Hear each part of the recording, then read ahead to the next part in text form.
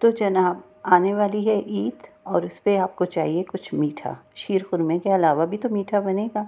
तो ये मिठाई आपने बहुत ही मज़ेदार किस्म की बना लेनी है इस ईद पे। तो आए रेसिपी की तरफ चलते हैं। तो यहाँ मैंने 2 टेबल स्पून मलाई ली है दूध की। अगर आपके पास ये दूध वाली मलाई नहीं है तो आप क्रीम ले सकते हैं।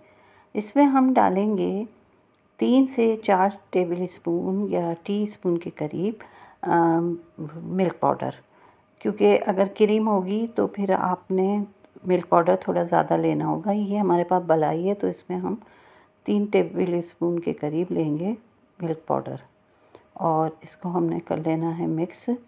फिर हम इसके अंदर डालेंगे कंडेंस मिल्क। कंडेंस मिल्क आप उतना ही डालिएगा जितना आपको मीठा पसंद है। बहुत ज़्यादा मीठा हमें नहीं करना। मिठाई एक लिमिट की हद तक मीठी हो तो अच्छी लगती है। अच्छा जी, इसमें हमने इसको मिक्स कर लिया अच्छी तरह। फिर अब जब ये अच्छी तरह मिक्स हो जाएगा तो इसमें डाल दें आप 1 टीस्पून के करीब इलायची का पाउडर।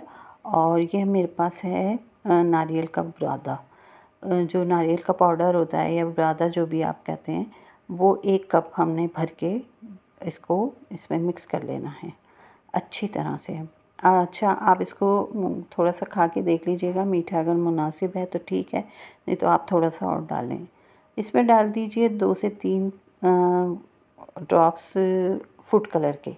मैं डाल रही हूँ ग्रीन। अगर आपको कोई और कलर पसंद है तो आप वो कलर डाल लीजिएगा। इसको हमने बहुत अच्छे तरह से मिक्स कर लेना है। ये मिठाई बहुत जल्दी बनती है, ना कुछ पकाना है ना कुछ करना है। तो ये देखें, ये आराम से मिक्स हो गया। इसमें हम थोड़े से कटे हुए बादाम डाल देते हैं। आपके पास अगर काजू हैं, अखरोट हैं या पिस्ते हैं, जो भी आपके पास है आप इसमें डालें। ये मिठाई बहुत ही मज़े की बनेगी। बिल्कुल मेहनत की ज़रूरत नहीं है। इतने आप थके हुए हैं तो ये आसान सा काम करें। जब ये अच्छी तरह से मिक्स हो जाए तो फिर बस इसकी छोटी छोटी सी बॉल्स बना लें या इस तरह की शेप में मिठाई के जो क्या कहते हैं उसे, पेड़े की शेप दे दें। जैसा शेप आपको पसंद हो वो। मैंने इसको थोड़ा सा रोल सा किया है और वो बनाए हैं और इसको फिर मैंने इसी बुरादे में थोड़ा सा रोल कर लिया है अच्छी तरह से ना, ताकि ये इस पे अच्छी तरह हमारा जो नारियल है वो लग जाए। तो ये देखने में बहुत खूबसूरत और मज़ेदार लगेंगे खाने में। तो ये देखें, ये इस तरह से तकरीबन बनेंगे और आप जो भी शेप देना चाहें आराम से दीजिएगा। बहुत जल्दी से मैं इसकी रेसिपी आपके साथ शेयर कर रही हूँ क्योंकि ये रेसिपी बनी इतनी जल्दी है कि मज़ा आ गया। क्योंकि रमज़ान की थकन के बाद ये रेसिपी आपने घर में अगर बनानी है तो ज़रूर बनाएं। इंशाल्लाह आपको तो अच्छी लगेगी, आपके जो मेहमान आएंगे उन्हें भी बहुत पसंद आएगी और ईद का मज़ा दुबाला हो जाएगा। तो अगर ये रेसिपी अच्छी लग रही हो तो प्लीज़ लाइक ज़रूर कर दीजिएगा। आप लोग लाइक नहीं करते, इसका बड़ा दुख है मुझे।